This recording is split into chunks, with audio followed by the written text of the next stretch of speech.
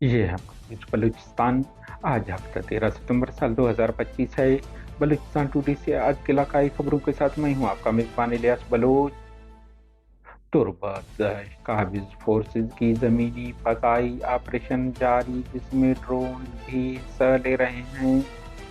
مصدوم قابض فورسز نے 4 افراد کو قتل کرنے کی ذمہ داری قبول کر لی ہے۔ پنجگور جبری لاپتہ شخص کی نعش برآمد۔ تربت زامران سے قابض فورسز ہاتھوں ایک شخص جبری لاپتہ۔ نوشی سے 8 ماہ قبل لاپتہ ہونے والے 2 نوجوان بازیاب ہو گئے۔ کوئٹہ، کراچی، اسلام آباد میں جبری لاپتہ افراد کی بازیابی کے لیے احتجاج کا سلسلہ جاری ہے۔ تربت معروف سیاسی سماجی شخصیت اور قلمکار خورشید نگور وفات پا گئے۔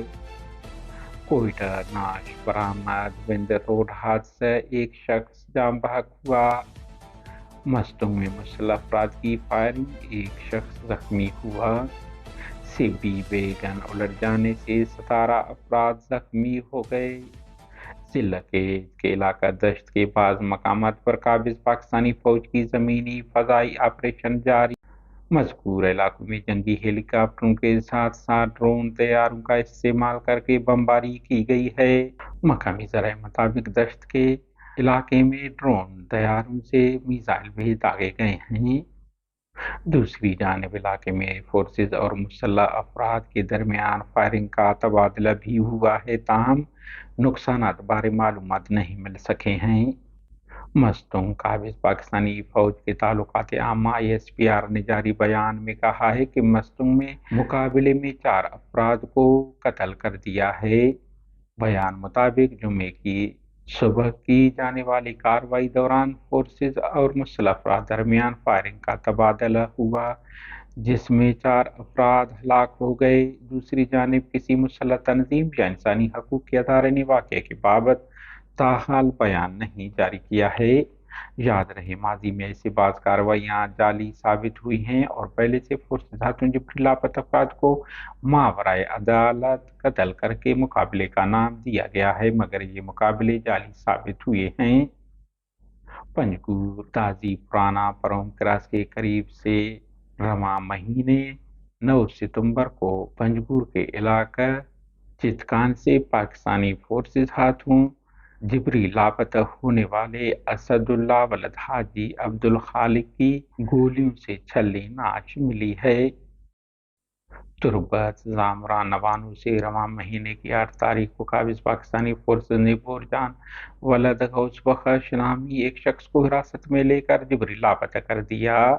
دوسری جانب نوشکی سے 8 ماہ قبل لاپتہ ہونے والے رسول بخش مینگل اور سہیل احمد نامی 2 نوجوان بازیاب ہو کر اپنے اپنے گھر پہنچ گئے ہیں۔ مصدوم دشت کے علاقہ اسپنزنڈ میں ذاتی دشمنی کے بنا پر علی نواز ولد شیر محمد ذات سمالانی نامی شخص کو فائرنگ کر کے زخمی کر دیا گیا اور ملزمان فرار ہو گئے۔ کوئٹہ ایئرپورٹ کے قریب ایک مزدور کی نعش ملی ہے، جس کی شناخت محمد فہد ولد غلام حیدر قوم بلوچ عمر 19 سال بتایا جا رہا ہے۔ وندر الجلیل ہوٹل کے قریب مسافر کوچ اور موٹر سائیکل میں تصادم کے نتیجے میں موٹر سائیکل سوار جاں بحق ہوا۔ سبی سے جے کو وفات جانے والی مسافر ویگن بختیار آباد کے قریب ٹائر پھٹ جانے کی وجہ سے الٹ گئی، جس کے نتیجے میں 17 افراد زخمی ہو گئے۔ ہماری نیوز کو لائک اور شیئر کریں تاکہ پاکستان اور اس کے فوج کی درندگی کی نیوز زیادہ سے زیادہ انسان دوست لوگوں اور ملکوں تک پہنچ پائیں۔ شکریہ۔